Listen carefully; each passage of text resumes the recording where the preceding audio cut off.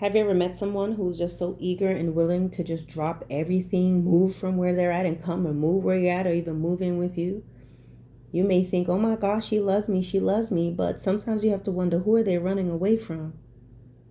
Why is it so easy for them to just up and drop their whole life and just come to be with you? Is it love or desperation? Is it truly that they love you, or they have nothing to lose because they don't have anything? They have nothing. They have no savings. They have no checking. They have nothing of relevance. Who are they escaping? Or are they one cough away from eviction, foreclosure? Some people, guys, you may meet them and there's this whole whirlwind romance and it seems so great and oh, we get along so great. That's because you haven't started doing life together yet. And when they just want to be with you so badly and they just want to drop everything and run and come be with you, sometimes they're a fugitive. They're running from something. Something's going on. They literally have $1 left in their wallet. $1. Okay? And so you are the escape. They want to come and be where you are. They want to, oh yeah. Be aware of any man that wants to just quit their job and come to be where you are. Any woman that's going to just quit her job and come and be where you are. That means they don't have a career. Every situation is not the same. Some situations, maybe there are some testimonials where they can say, hey, we did that, I quit, I up and quit, and we made it, and we live happily ever after, and here we are today with a great grands. Those are the exception, not the rules. Most times where people are willing to just pack up everything and move into your house and move out of state and come where you are, just like that, they need you. They're either trying to run away from something or they want to use you. Maybe they want to save money so they could live with you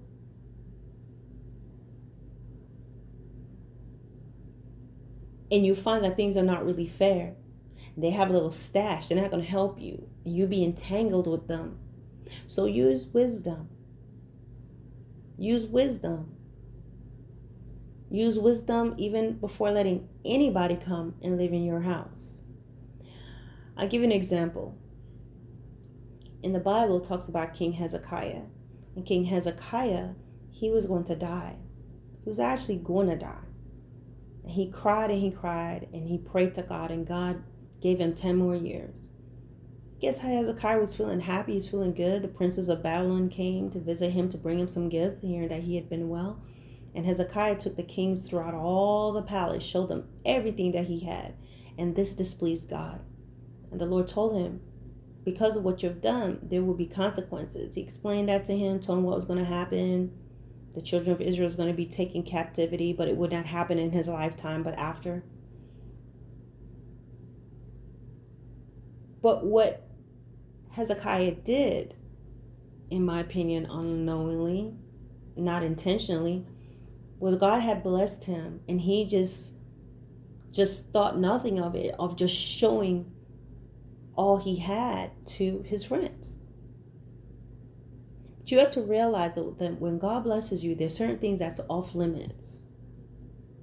If God blesses you and he gives you a home, you better use discretion. Everybody cannot be in your home. Everybody cannot lay their head in your house. Sometimes people think, oh, well, if we're Christians, we're supposed to let everyone in. No, you're not. You must be kind, but you must be wise as well. You must be forgiving, but you must be wise as well.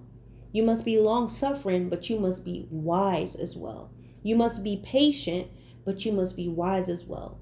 You must love your neighbor as yourself, but you must be wise as well. And where does that come from? You're going to find wisdom in the book of Proverbs. With your empathy and your love and your goodness and your kindness and this deep desire that you have for people and helping them, you must add wisdom to it. And hear this? Let me show you something in Proverbs. It says, let's see. I want to think of a good one.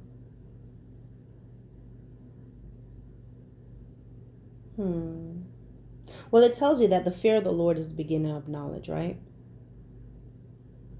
And it tells you, my son, hear the instruction of your father and forsake them not, for they will be an ornament of grace unto your head and chains about your neck.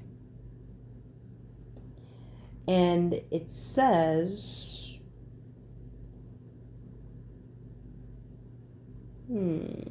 I don't think this is the one that I want to show you guys. Hold on. Okay, even though that one is a good one, it's in Proverbs 2. And it tells you, it says, my son, if you will receive my words and hide my commandments in you, so that you incline your ear unto wisdom, you hear that? And apply your heart to understanding. If you cry after knowledge and lift up your eyes for understanding, if you seek her as silver and search for her as hid treasures, that means you're determined, you have a desire for wisdom. It says, then you shall understand the fear of the Lord and find the knowledge of God. Okay? Wisdom, it says, he lays up sound wisdom for the righteous. And what does wisdom do? In verse 8, it says, basically it's going to keep you on the path of judgment. It's going to preserve your way. When wisdom enters your heart and knowledge is pleasant to your soul, discretion will preserve you. You're going to have discretion. It says, understanding shall keep thee, to deliver thee from the way of the evil man, from the way of the man that speaketh froward things. That's evil thing. It's going to keep you from this person who leaves the path of uprightness to walk in the way of darkness. It's going to keep you from the person who rejoiced to do evil and delight in doing wicked things. And further down in verse 16, when you have wisdom, it's going to deliver you from the strange woman, the stranger who flatters with her words, as well as a strange man, women. Okay? And if you go further, you read in verse 3, it tells you the importance of wisdom and understanding. So you may be a compassionate person, but you need wisdom and understanding and discretion. You may be a forgiving person, wisdom, knowledge. Oh, you see someone that's homeless, you see someone that's on the street, you just want to bring them all in. You want to let this person come and live in your house. You want to do this, but you cannot do that. You are responsible for the things that God blesses you with. And you must use discretion, and he will show you who to bless, and he will show you how to bless people. Some people, all you can do is give them advice. Some things, all God wants you to do is to give them counsel. And some people, they want to just come and live in your house, and God is like, no. It sounds good. That man is so willing to, he's willing to pack up everything and come stay in your house. This woman is willing to come pack up everything and quit her job and come and live with you and move where you are and move into your house together. Or you guys are going to buy a house together and all these different things.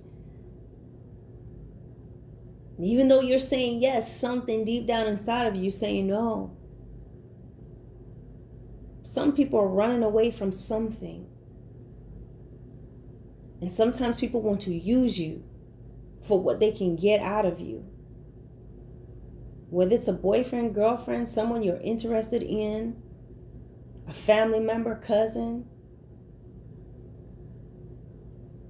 Use discretion and use discernment. Why are they so quick to just drop everything off and just move into your place? Sometimes it's not always love. Sometimes it's not always a great idea. And you have to use discretion. And when God blesses you, it's not for you to be selfish, because yes, you can bless people. But when you're just blessing and giving without wisdom, you're going to be held accountable to God for that. Because you're casting your pearls before swine. You're basically like blessing someone, and it's just a black hole. It's going nowhere. So when you're blessing the wrong person and you're giving shelter to the wrong person, someone that's going to come in and disrupt everything that you have and destroy what you have, and then you lose your car and you lose your place and you find yourself dealing with a squatter or whatever the situation is, you delay the blessings that you would have been able to give to someone else who really needed it, who God was going to bring in your path. But you were so busy looking at or thinking about all the lovely heart emojis that they're sending you, and how your heart flutters when you guys are talking, and how you finish each other's sentences, and how you both met when you both reach for the same loaf of French bread at the same time. You'll be totally off course. So use discretion.